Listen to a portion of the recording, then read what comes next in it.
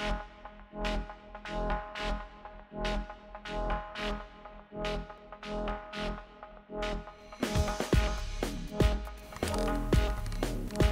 and welcome to a new video on my channel, and today we have a major update for my gaming rig.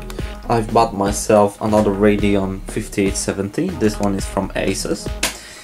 And before I will show you how they look in the system, I want to talk about the differences between those two cards, because even both of these cards are reference design, they are a bit different.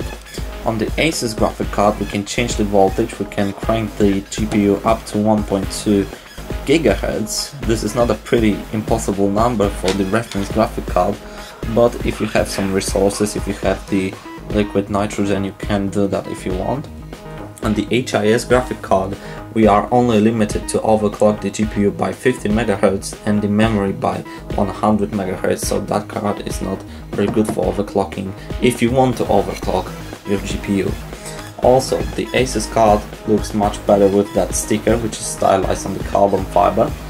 The HIS card has a stupid sticker with some black and grey and sword like coming out from the sticker. I don't like this design, but when I was buying the Radeon 5870, I wanted to buy it from two companies, the Sapphire or the HIS, because they are sticking to Radeons and they know what they are doing with the Radeon cards. This is something like when you are buying a GeForce, you want to get an EVGA graphic card because they have great support, they are working only with the GeForce, and you know, if you will buy the EVGA card, it will work for a long time and you will have great support if anything happens. At the back we have the standard connections, 2 DVI, 1 HDMI in the display port, the same is on the HIS card. We have just a little of the ventilation in the back, and also on the top we have a little vent.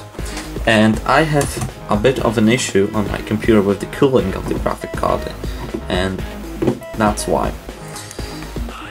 On my motherboard I'm running a X-Ray Sound Blaster sound card, and since this card is a dual slot I can't use the bottom 8X slot to run the graphics card, so I have to run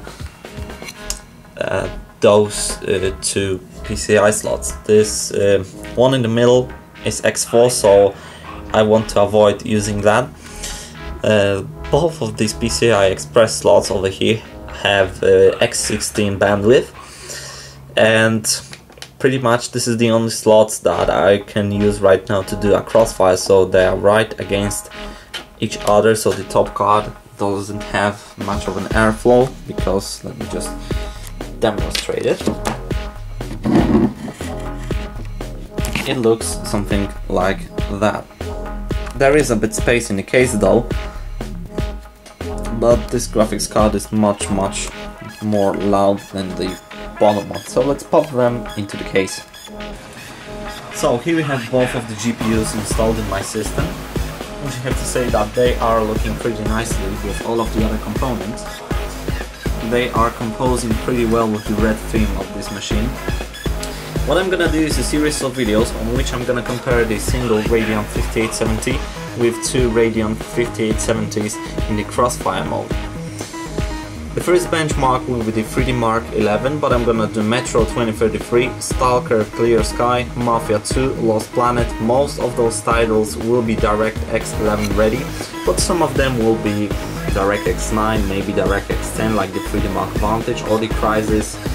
So thank you for watching all my videos, subscribe if you like them. I will have a lot more videos in the future, like gameplays, more technology videos and that kind of stuff.